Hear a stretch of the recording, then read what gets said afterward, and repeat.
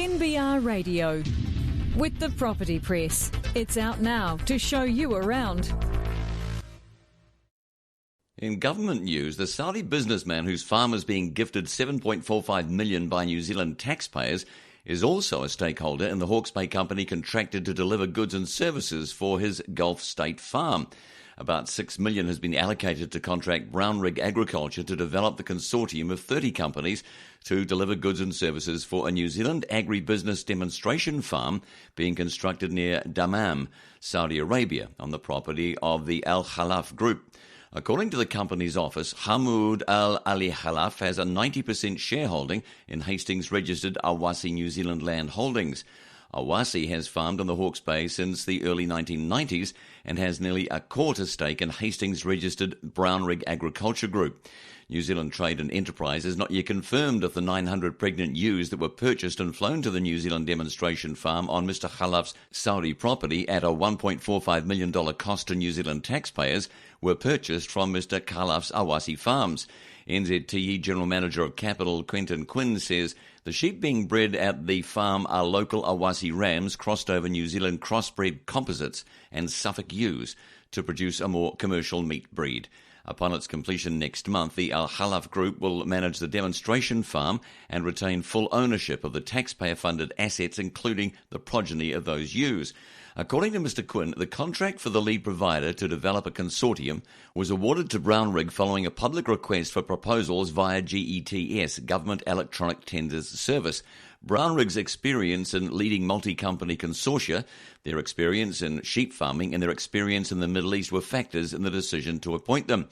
No further information has been made available about the transparency of that tender process, nor how one Hastings-based business, Brownrigg, ostensibly won a nationwide tender that in effect facilitates the interests of its shareholder, Awasi New Zealand Land Holdings, both of which are located less than 1 kilometre apart in the same town.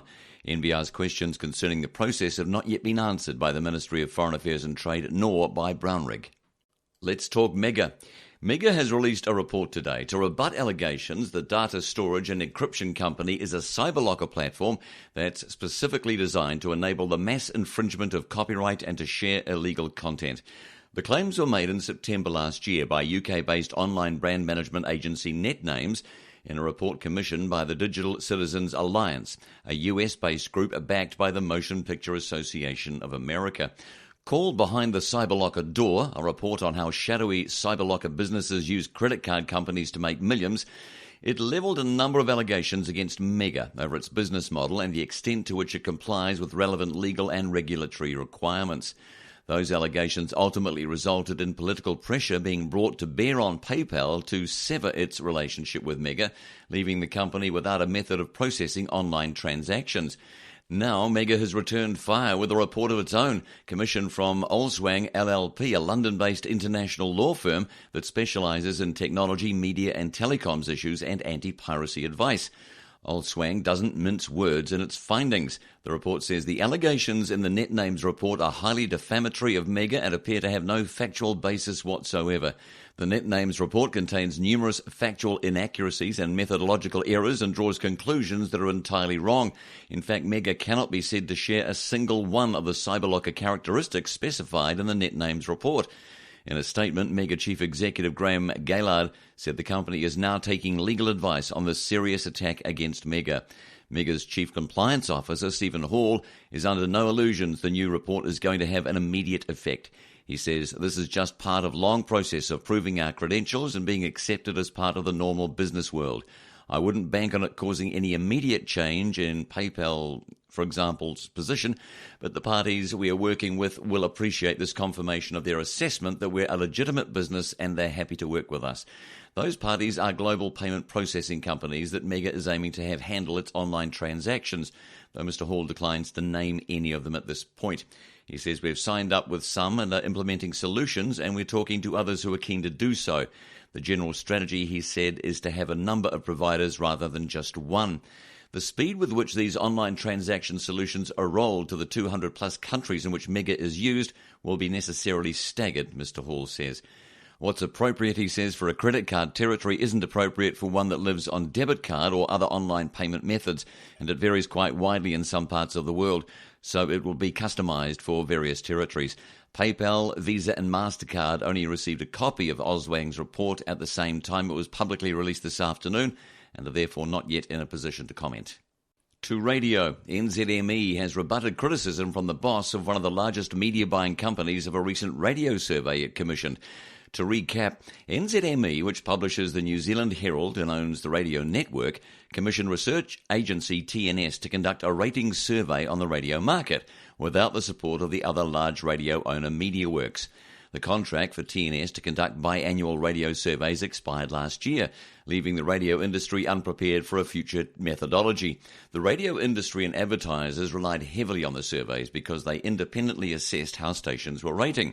In today's NBR print edition, Omnicom Chief Investment Officer Scott Keddy says the companies under his umbrella will look at but not use the NZME-backed survey because it isn't robust enough and doesn't have the entire industry's support. He says Omnicom agencies, which encompass approximately 33% of the media buying market, will continue to use the last survey recognised by the entire industry, T2 2014. But NZME Group Commercial Director Sandra King says Mr. Keddy was rash in making comments about the survey without seeing the entire data. She says Scott obviously hasn't even checked within his own group because OMD wants to use the survey. He's talking without any knowledge of the facts.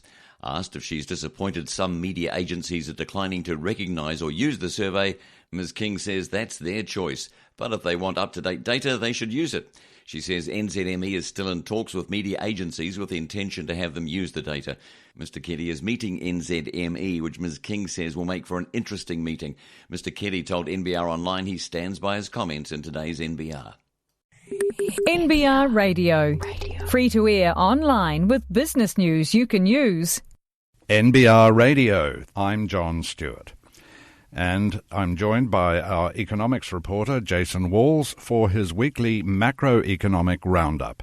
So some developments with the TPP this week, Jason. That's right. So we've seen that out of the U.S. The Democrats, who are one of the two major parties in the U.S., have blocked fast tracks to the Trans-Pacific Partnership. So Democrats and Republicans from both sides were blocking this, were looking to get concessions from things like that. So it's predicted that it's still going to get through. It's just going to take a little bit longer now. We had Nathan Smith talking on NBR Radio earlier this week about it, and what he was saying is that it only lost by a few votes. And Obama's now frantically looking to get that through. So he's going to be making different calls to people in the Senate to make sure that this fast track gets through whenever it happens, so likely within the next week.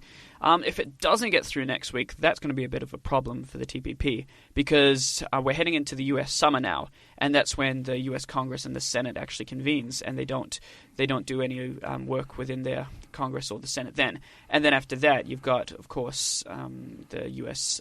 primaries, or you've got some U.S. elections over there. So traditionally, all sorts of things get a little bit stalled. Yeah. So we could be waiting even longer. So the timing around this is actually quite crucial. And just on the same note, after this vote went through and after Obama's been talking about it, Nike, so the footwear or the athletics company, announced that signing a trade deal would actually speed up manufacturing and create 10,000 new jobs in the U.S. and 40,000 new jobs elsewhere over the next 10 years. We were talking about Greece earlier in the week, Jason. What's happening there now? Well, we had some results come out from Europe this week, and we saw that, I'll get to the rest of them later, but Greece, actually, they're in a recession now. So to those of you that have been following my weekly macroeconomic roundups, this won't really be a surprise to you because there's always negative news coming out of Greece. This week we had even more negative news. We had... They slapped an 18% tax on tourists. So that's if you're a tourist, you're going to be paying extra money for things like hotels and restaurants, which is really, really quite a bad move. And a weird move for an economy that's so reliant on tourism. Well, that's right. And it just sort of, again, shows their desperation to just get cash from absolutely wherever they can. Because if you're taking you're constricting your tourism market by doing that, because obviously if it costs more, less people are going to come. And it's just a move that just has a lot of desperation involved. And we saw that at the beginning of this week, as I was saying earlier, that Greece did make their payment to the IMF of 750 million euros, but it came out the next day that all they'd done is taken the money, this amount from the IMF reserves, which every country has to have at least 650 million of currency within there, and they're just taking it out to pay off this first cost. So it's basically like they're back to square one. Indeed. Well, you do wonder, though, if they're doing anything about reforming their very sick taxation gathering system. Yeah, well, you'd hope so, wouldn't you? Yeah.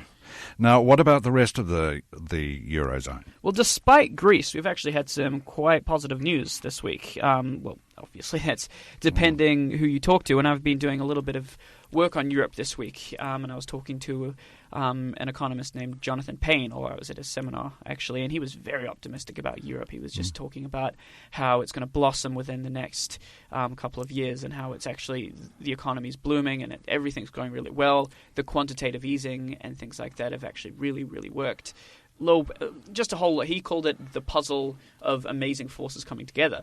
And then I talked to one of New Zealand's best experts on Europe, Dr. Oliver Hartswich of the New Zealand Initiative, and he was just bamboozled by this idea, and he was like, are we talking about the same continent here? I mean, Europe really isn't doing that well, but I mean, the numbers that have come out this week kind of show that Europe are actually not doing too badly. We had their GDP growth for the whole Eurozone was 0.4%, so it's not negative, so that's a good start. And we also saw Spain, France, and Italy and Germany all showing positive GDP growth together, and this is the first time it's happened since 2010. But I mean, Germany was down, but they were still positive. Now, what's the word on China these days? Well, it's been a little quiet on China the last couple of weeks, but we've had some new numbers come out this week. We've got the industrial output, which is up by 5.9%, so that was just under the 6% estimate. Retail sales are up 10%.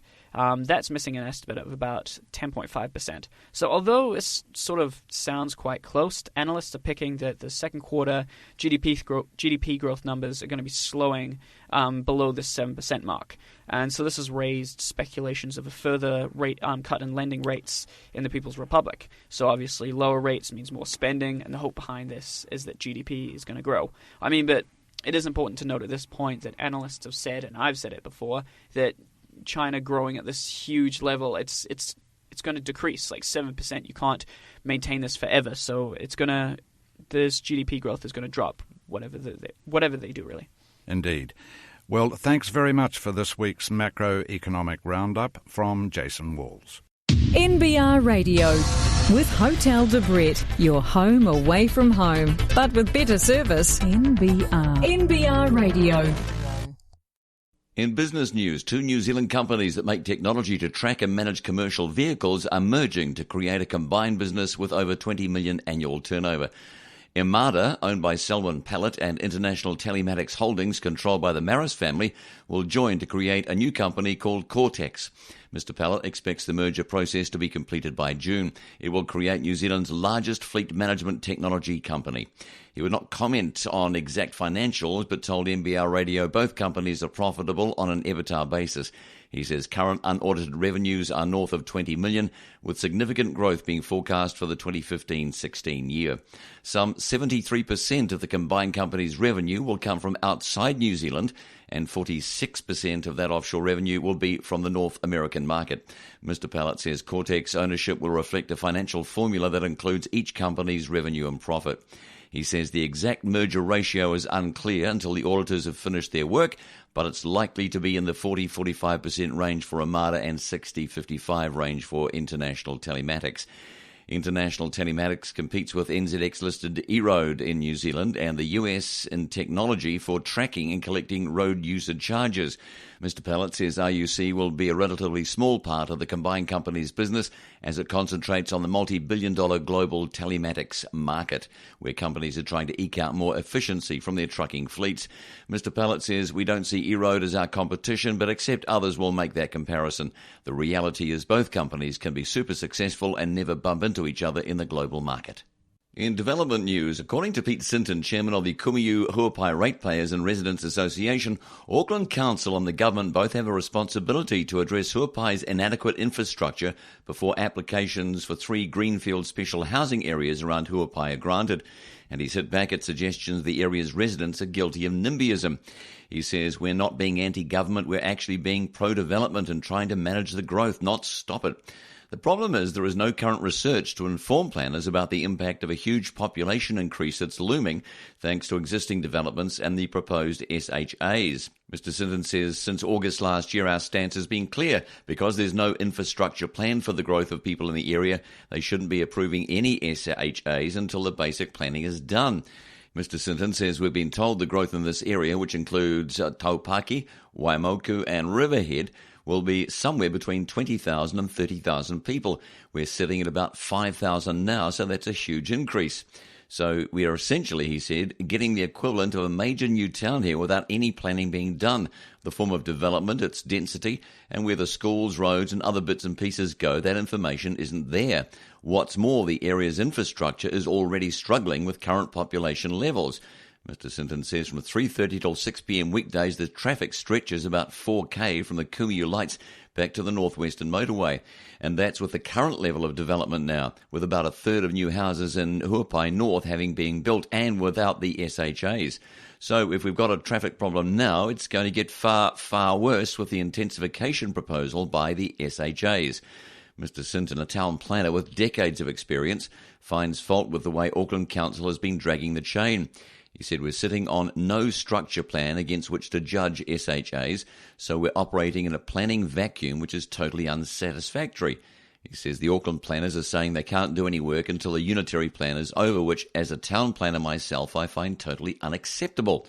That said, he believes the council's decision to defer the applications for the 3 new Huapai SHAs until an infrastructure plan is agreed to was the correct one, and the government has a vital role in resolving the impasse.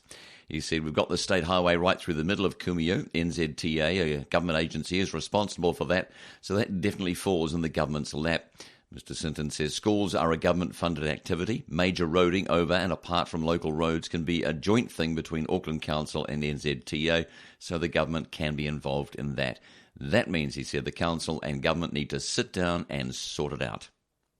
To company news, Ike GPS, the remote measurement software and hardware developer, is relocating its chief executive Glenn Milnes and chief technology officer Leon Turenberg to the US, its major market. The company said Milnes and Turenberg will shift from the company's Wellington headquarters to its Colorado sales office. Most customers for its core OEM product are in the US, as well as its partners, including US defense technology investor in QTEL, General Electric, Stanley Black & Decker, and ESRI. The company said the US represents the largest near-term market opportunity for sales partners and investors for Ike GPS. Having both Milnes and Turenberg based in the US bolsters global expansion plans and enables the company to better capitalize on North American-based opportunities. Ike GPS is foregoing profit as it chases growth in the US market and sees opportunity in the intelligence and security sector. In October, it expanded a deal within QTEL to further develop its smartphone measuring tool, Spike, for US intelligence and security forces, and at the time said it would beat contract sales forecast in its June prospectus. Last month, the company said it would miss its 2015 revenue prospectus guidance because sales of Spike were running 3 months behind schedule. Ike GPS would make a smaller loss than its prospectus forecast of $5.33 million, although revenue would come in below the forecast of $6.4 million, primarily due to anticipated sales from its startup smartphone solution falling just outside the March 31st, 2015 financial year end. The company has also appointed a specialist investor relations advisory firm, MKR Group, to help find US-based strategic investors. The firm's shareholders include New York-based Sterling Grace, which holds 5.4% according to NZX data.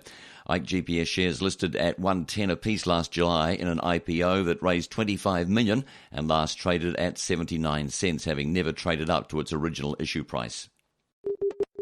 You're listening to NBR Radio. Upgrade to My NBR Radio with a smartphone-only subscription to NBR Online today for free and receive unlimited access to NBR Online on your smartphone until August 31st. Visit www.nbr.co.nz/free. NBR Radio, Thursday the 14th. I'm John Stewart, and I'm joined by Hamish McNichol and Victoria Young for their weekly court report. Now, Hamish, the South Canterbury Finance Action Group is taken to the road next week for investor meetings in 7 different cities to rouse interest and funding for its planned, what it calls unprecedented legal proceedings. Yeah, absolutely. So this came out earlier this week, and the Action Group is intending to take a lawsuit against the Crown, South Canterbury's 2010 directors, its former chief executive Sandy Meyer, as well as this group dubbed shadow directors, who they say came in from Forsyth Bar during 2010. And it's an appointed legal team which is led by Chris Goodsell QC. So what happened this week? Well, there's a 4-person legal team, and that they've completed about 2.5 months of investigative work, and their investigations are going to be completed by the end of June. And 7 newspapers had advertisements this week advising investors of the meetings, from which the group is hoping to raise at least $100,000 to fund this stage of the legal investigation and other costs. And what's their claim?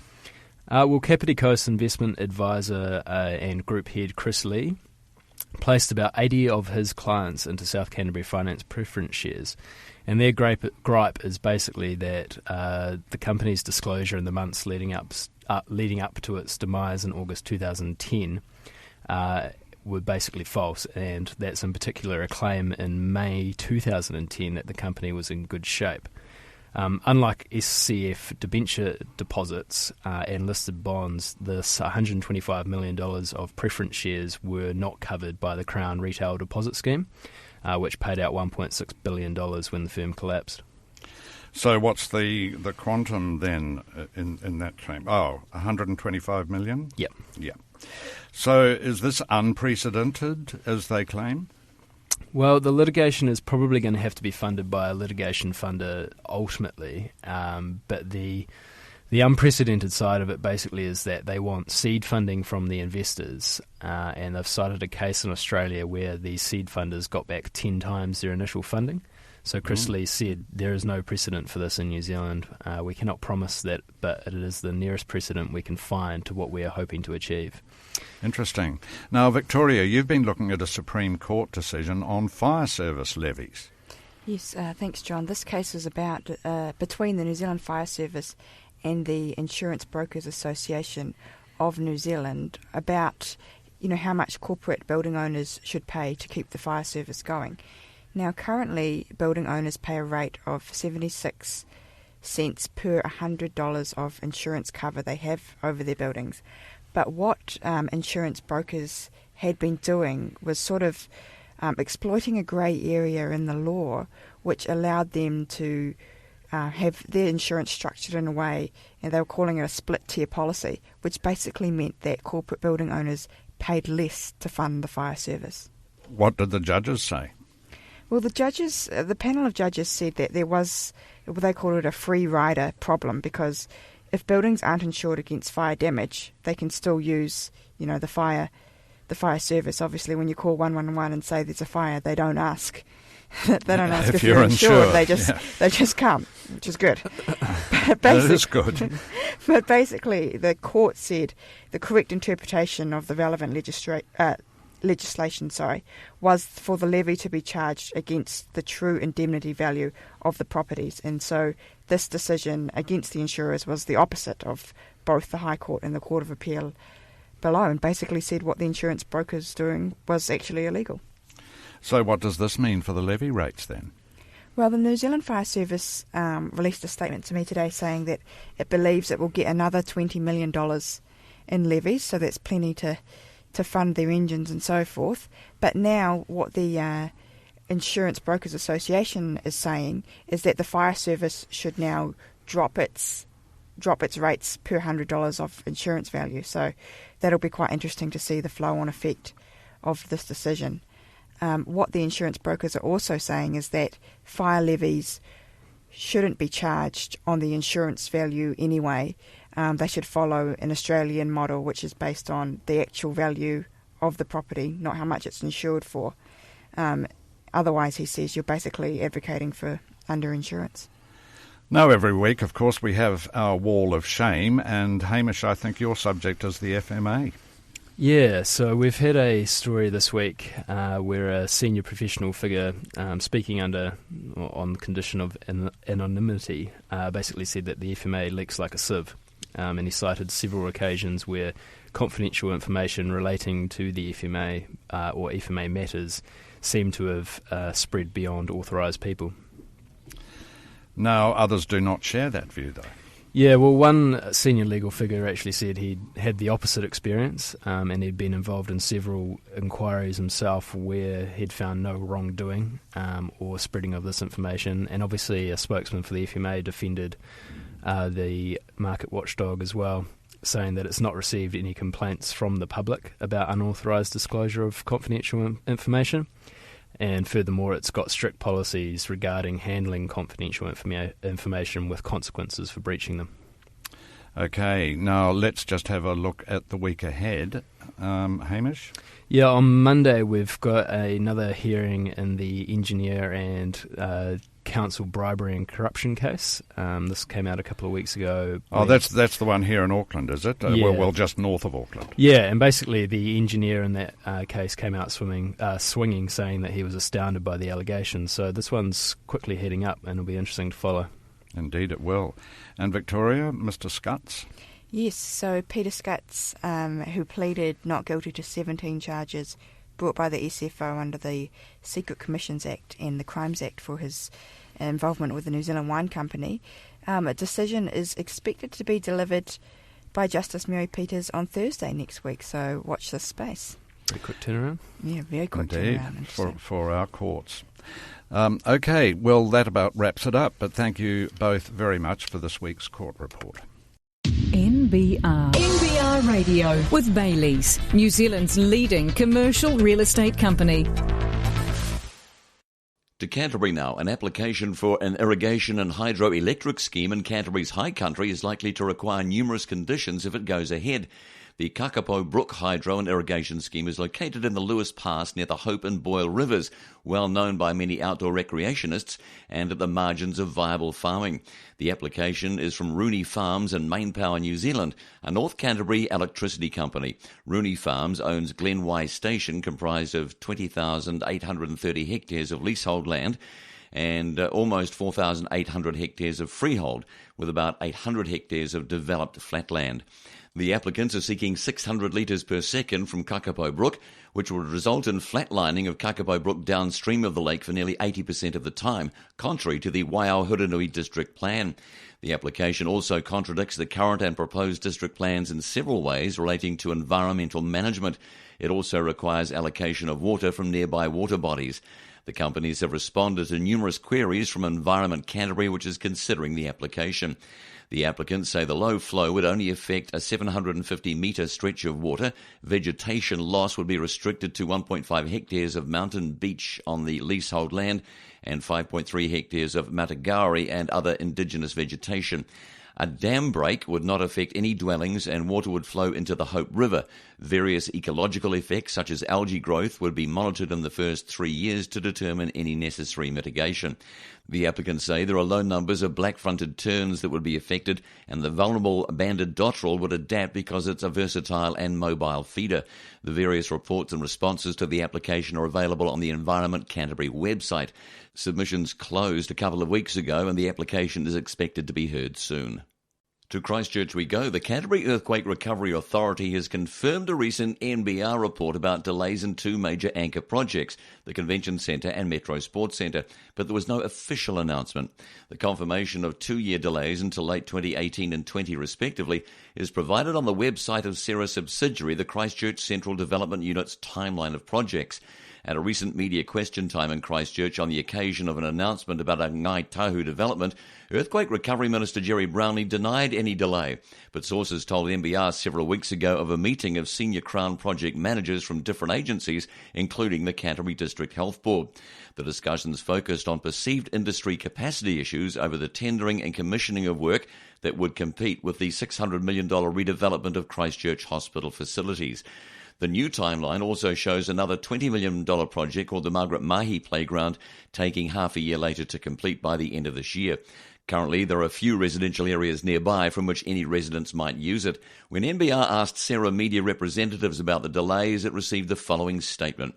CCDU project teams are at different stages of work programs. Larger projects, such as the Convention Centre and the Metro Sports Facility, are still working through business case modelling and contract negotiations, which are complex and take time. It went on, to ensure all stages of the anchor projects are understood and transparent, we have recently reviewed all components of the work programs of the Christchurch Central Recovery Plan, covering Sarah-led anchor projects as well as those led by the Ministry of Justice and Christchurch City Council. This has established new dates for some projects, bringing some forward and moving some further out. The review has led to calls from some Christchurch community representatives to reconsider the design of some projects, such as the Convention Centre, which would cover much of Cathedral Square under the current plan. The setbacks come as major corporations like ASB Bank have pulled out of a Cathedral Square development, and investor Christo abandoned plans for redevelopment of the nearby BNZ site. The Anglican Cathedral remains an earthquake-damaged relic as the church and various factions continue to debate its future.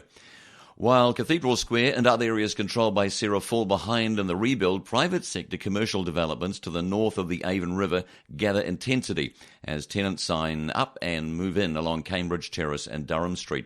One project jointly funded by government and the City Council that's nearing completion largely within forecast timeframes is a bus interchange, with the first stage due to open in a few days. Let's talk franchising. McDonald's Corporation plans to sell more restaurants to franchisees and restructure its international operations to cut US $300 million in annual costs.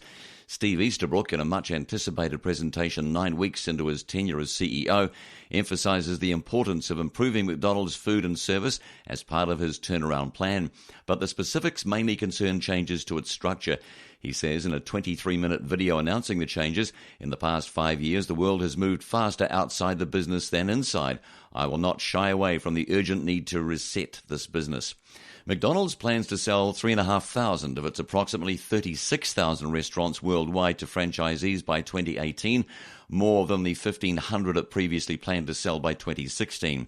The goal is for 90% of McDonald's restaurants to be franchised, up from about 81%, a change Mr. Easterbrook says will provide more stable, predictable revenue. Mr. Easterbrook also says McDonald's will reorganise its global business starting July 1 under 4 segments. The US, international lead markets such as Australia and the UK, high growth markets such as China and Poland, and a grab bag of other countries called foundation markets. The structure is designed to group markets that have similar dynamics and challenges rather than just geographical proximity. The restructuring will involve layoffs, primarily overseas, though Mr. Easterbrook didn't give details. The more aggressive embrace of franchising follows a widening trend in the restaurant industry, with many big brands unloading locations to avoid the volatility of labour and commodity costs. Though that cuts corporate revenue, it leaves more stable cash flow from royalties, licensing and property leases, generally with a higher profit margin. Mr. Easterbrook didn't go into as much detail as some analysts and investors had anticipated about further steps to improve food and service. While outlining plans to return $8 to $9 billion US to shareholders this year as part of a 3-year plan through to 2016, he didn't detail strategies to fund share repurchases, such as taking on more debt or spinning off real estate holdings. NBR. With a National Business Review smartphone subscription, you can read or listen to the latest from NBR online. And for a limited time, it's free. Join NBR's Intelligent Business Network today and get free smartphone access to NBR online until August 31st. NBR doesn't do sport, weather or horoscopes, just timely, relevant, useful and insightful business news. So for business news you can use for free, visit nbr.co.nz/free. NBR Radio, I'm John Stewart, and I'm joined by our political editor in Wellington, Rob Hosking, who takes a look at the week that just has been. But first of all, Rob, can we talk about the prospects for interest rate cuts from the Reserve Bank? Yeah, that's starting to me, I think, look a little more likely now after the measures they announced this week aimed at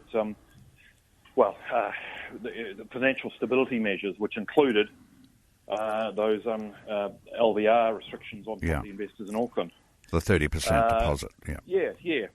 Now, the Reserve Bank, in its most recent monetary policy statements, to understand this, you need to understand the Reserve Bank has two roles, two broad roles. One is monetary policy, which is around interest rates, etc., the official cash rate. The other one is financial stability, which is looking after the overall health of the financial sector.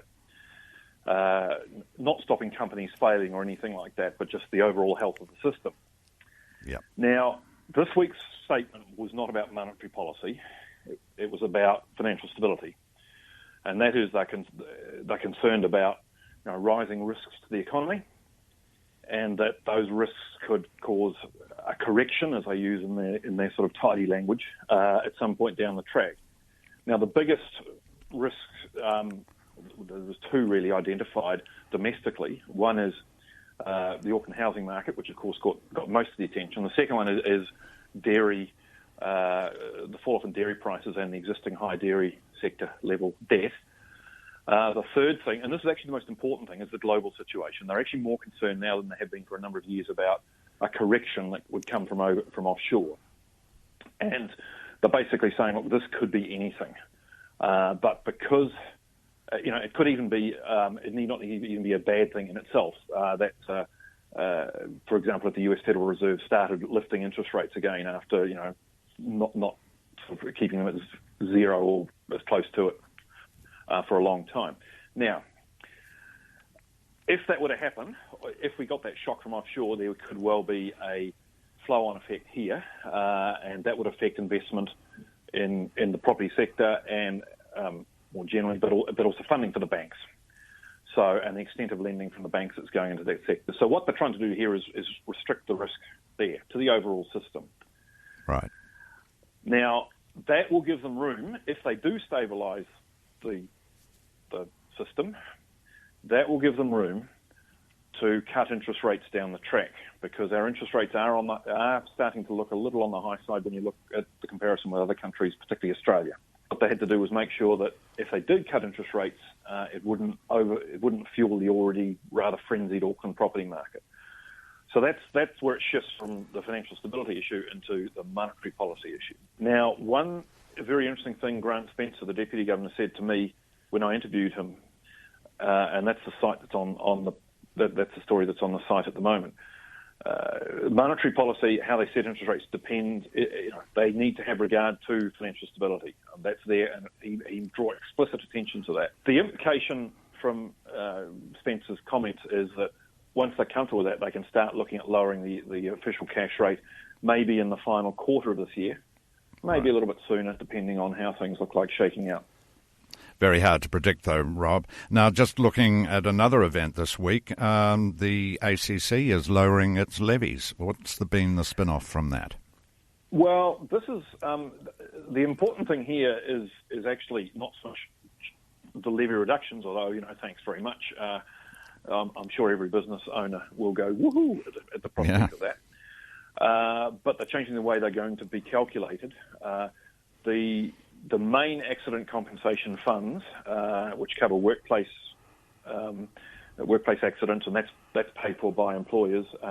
Non-work accidents like falling off a ladder in the home or a sports injury or whatever, which are covered for by it comes off your PAYE, and the motor vehicle account, which is road accidents, and that's basically your car registration fee. There's very little your car rego fee, but isn't ACC.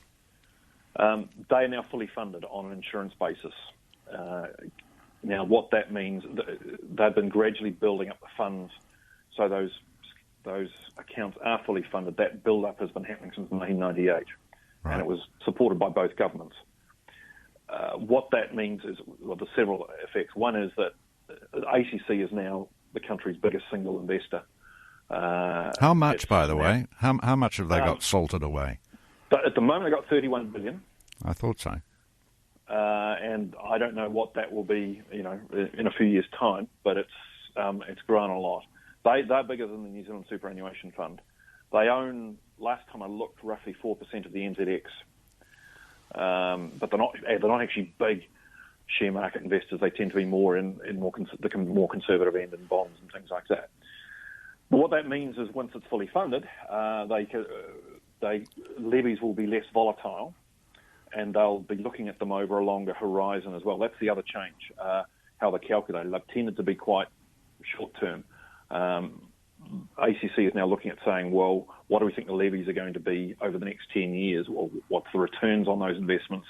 What do we think accident and rehab rates are going to be? And they want to strip some volatility out of this so levy setting can be made a lot more. It's not so much making it lower, although that's going to be a bonus at least early on. But it's about making those levies a lot more predictable, because they do jump up and down a lot. And at the moment, they're set by the politicians. Now, they're still going to be set by the politicians, but it's going to be a lot more. The basis of those levies is going to have a lot more legal basis. At the moment, it's effectively, what can we get away with this year? And an actuarial basis, I guess, a carefully calculated one.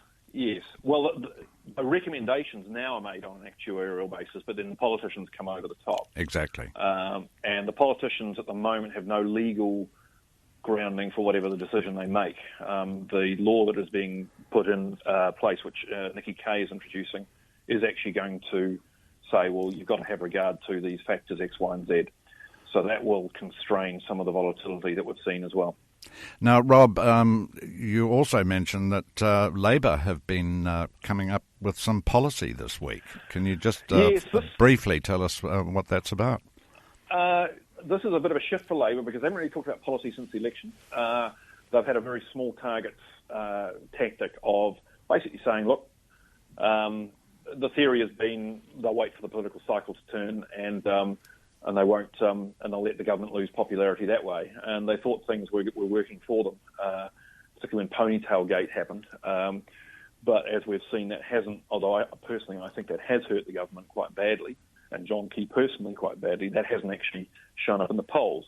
And it probably isn't going to either. But they have suddenly gone, okay, we need to, we can't just sit there and sort of sleepwalk to victory. So they've come out on the ACC front and said, we're going to go back to pay-as-you-go, which would be a hugely retrograde step in my view. I think that would effectively, you would ditch the full funding model and you would have a lot more volatility being put back into the scheme. You would see much lower levies for the first probably 20 years or so, but because pay-as-you-go means you effectively just keep pushing the cost of those long-term injuries further and further out. You're building up a bow wave of costs down the track. Yeah, and they will gradually start increasing a lot more steeply. But of course, that would be 20 years down the track, and politicians tend not to think in 20-year cycles. Indeed. Well, we'll have to wrap it up there, but thanks very much for your view of the week that was, Rob. NBR. Need to hire? Try our online recruitment platform, www.nbrtalent.co.nz. In advertising news, Wyburn TBWA top brass are attempting to scotch rumours that highly awarded ad man Dave King is leaving the agency following senior management disagreements. Two senior ad agency sources say Mr. King, TBWA's executive creative director, left the agency last Friday and is on gardening leave. However, both Chief Executive Todd McClay and Mr. King deny the rumours, with the latter saying it's business as usual at the agency and nothing of the sort has occurred. Any further changes could be unsettling for the firm after the loss of two creative directors late last year. The agency reported a $5 million drop in revenue to $25 million in 2013. But in a recent interview with NBR, Mr. McClay said the 2014 financial accounts of the company, due to be reported next month, are fantastic. The Auckland-based agency also recently won the creative advertising contract for Auckland International Airport, which spends between 2 to 3 million annually on advertising. The larger-than-life Mr King is the creative force behind campaigns such as increasing the diversity of New Zealand police and Could You Live With Yourself? The last couple of years at TBWA can be described as turbulent. There have been rumours, comings and goings of executives after widely renowned ad man Dave Devo Walden resigned as chief executive in February 2013, who handed the reins to ex-APN chief operating officer Todd McClay. 2 weeks after Mr McClay's appointment, highly awarded creative director Andy Blood left the agency, leaving it with a severely blunted creative department in his wake. But a few days later, a knight in shining armour arrived on the horizon in the form of creative director Toby Talbot, a man who sent the industry into a frenzy upon hearing of his return to New Zealand from London. Despite having Mr Talbot at the creative helm, TBWA was dealt a big blow with the loss of the 2 Degrees account in August, after the telco put its creative account up for pitch. Indie agency Special won it. However, the loss was offset with the win of Trade Me and Bell T accounts. The agency was due for more change in 2014. In March, creative director Steve Kane split for a managing director role at Y&R. This was exacerbated in May when Mr Talbot packed up and headed across the Tasman to DDB Sydney. Elsewhere, M&C Saatchi went under, leaving chief executive and creative Mr King on the market. The ad man joined TBWA in place of Mr Talbot in July, but in the same month of his arrival, the agency was dealt another blow with the loss of Mercury Energy to FCB in July. However, relief was found in that same month with the retention of its biggest client and the biggest spending bank in New Zealand, ANZ, and the addition of directory service Yellow. To the liquor industry, low-alcohol wines are failing to make an impact in the US market, the world's largest, because it's seen as compromising on an indulgence, according to global winemakers. After investing in multi-million-dollar promotional campaigns in the US, vintners, including Australia's Treasury Wines Estates, one of the world's biggest winemakers, have pulled several brands, such as the Skinny Vine, from shelves there because of disappointing sales. The reaction of US consumers is in contrast to Europe, where these wines are taking root, helped by favourable tax policies for low-alcohol products. France is among the most promising markets for the wines, according to a recent survey by research firm Wine Intelligence, with a 31% increase in buyers of low-alcohol wine in 2014 compared with a year earlier.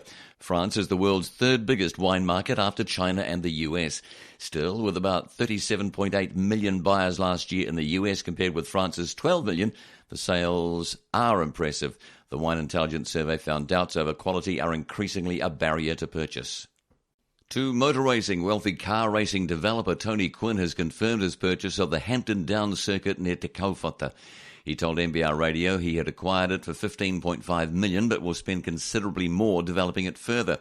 Hampton Downs was founded by the efforts of Tony Roberts and Chris Watson, beginning with the purchase of land in 2003 and development over subsequent years. The track events have attracted crowds of more than 20,000 in recent years.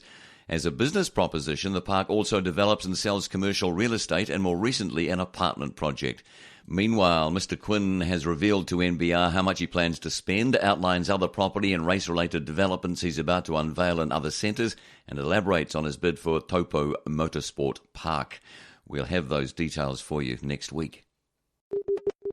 Join NBR's Intelligent Business Network today. www.nbr.co.nz/subscribe.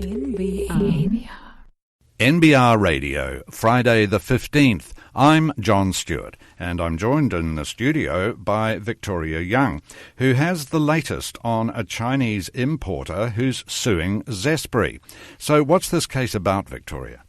Right, this case has been around for about a year and a half now, and it's stemmed from the breakdown between the Chinese importer Shanghai Neuhoff, which was embroiled in smuggling offences with Zespri in 2012. So they no longer have a contract with Zespri, but what happened after they were accused of and found guilty of under-declaring customs duty in China, they were fined almost $1 million, and the general manager of this importer company, Shanghai Neuhoff, was sentenced to 13 years in prison, and his company was fined the New Zealand equivalent of $7.6 million. So after all this went down, Shanghai Neuhoff took action against Zespri, And so its original claim was for more than $30 million for an alleged breach of its trade relationship with Zespri and for the wrongful termination of a contract. Zespri moved early to strike out the case, but just last September, Justice Patricia Courtney said most of the claim, she took about $8 million off the claim, but said it can mostly continue. But there was another hearing this week as Zespri's got new demands, I guess you could say. Yeah, just what does Zespri want? Well, at Thursday's hearing, Zespri's lawyer, Buddle Finlay lawyer Bridget White, she said that Zespri wants a review of the discovery orders. Basically, she says what Shanghai Neuhoff have asked of Zespri to produce is just too many documents. She said she has an intimate knowledge of the amount of documents, and for Zespri, which is a billion-dollar organisation, to review would be tens of thousands or even hundreds of thousands of documents. Good heavens! Yes, so she says they're not. This isn't tailored discovery. She says she can't do all this basically.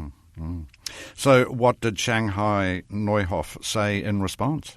Well, they're being represented by Bruce Gray, who was actually quite powerless to stop Zespri in a way. He said, well, there's no prejudice to my client if we refine the discovery orders, but he said, look, I'm here to say the defendant should be encouraged to get on with the case because the proceeding has been around for some time.